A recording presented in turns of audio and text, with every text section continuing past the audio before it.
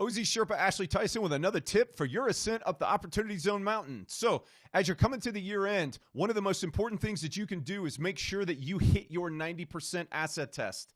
And what that is that means that you have to have 90% of your assets in your qualified opportunity fund deployed into Opportunity Zone property. That's going to happen December 31st of this year. So you need to make sure that you have it calculated and that you've got a plan for how you're going to distribute that money. Now, it's not all that difficult. You can drop your money from your QOF to your QOZB. You can invest into somebody else's QOZB. There's lots of different strategies that you can use in order to meet this 90% test. The key thing is that you need to do it. You need to make sure that you have that cash deployed. I can't tell you how many times we've had clients who they thought about it and they're like, oh, I just forgot to move the money.